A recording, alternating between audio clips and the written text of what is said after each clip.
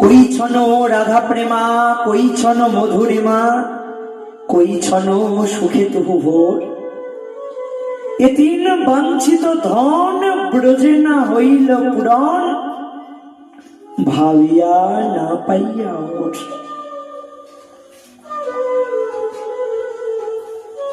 রাধারানী যে আমায় এত ভালোবাসে, আমায় এত ভালোবেসে তার কি সুখ হয়। আমার যে নাম করে, সেই নাম করে তার কি সুখ হয়। কিছুতেই আস্বাদন করতে পারছি না। হ্যাঁ, তারা আমার সেবা করে, সেই সেবার দ্বারা আমি সুখী হই, সেবা গ্রহণ করে আমি সুখী হই, কিন্তু সেবা করার যে কি আনন্দ, সেই আনন্দকে তো আমি গ্রহণ করতে পারছি না। ভগবান শ্রীকৃষ্ণ ভাবছেন কি করে এই আনন্দকে গ্রহণ করতে পারবো, কি করে এই আনন্দকে আস্বাদন করতে পারবো। যেই না ভেবেছেন, তখন মনে মনে একটা সিদ্ধান্ত নিলেন, আচ্ছা বেশ, ভগবান হয়ে বসে থেকে অন করে গোপীগণের ও হৃদয়ের ভাবকে আস্বাদন করা যাবে না।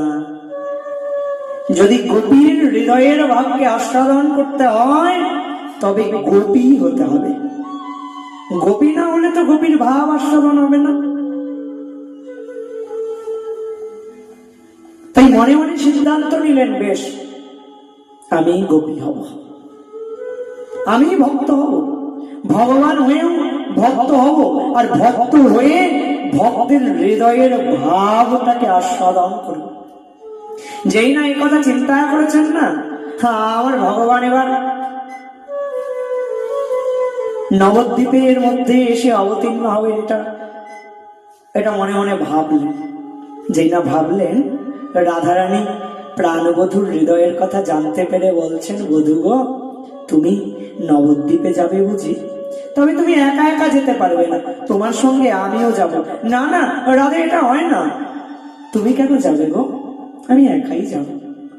ওখানে গিয়ে ভক্ত হব, ভক্ত হয়ে কেঁদে কেঁদে জগৎ ভাসাবো।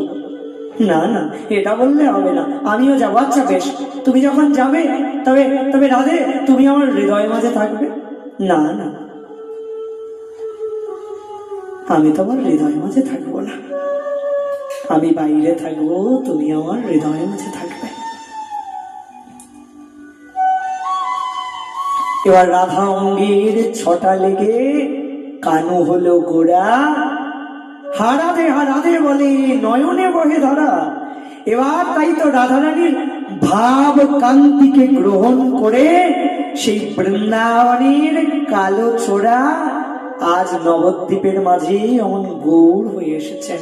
আজ শ্রীমন মহাপ্রভুর জন্ম জয়ন্তী, খুব আনন্দের দিন। তো আজকের দিনে চলুন আমরা সকলে মিলে শ্রীমন মহাপ্রভুর কথামৃতকে আস্বাদন করি। বলো শ্রীমন মহাপ্রভু কি, বলো জগন্নাথ নন্দন কি।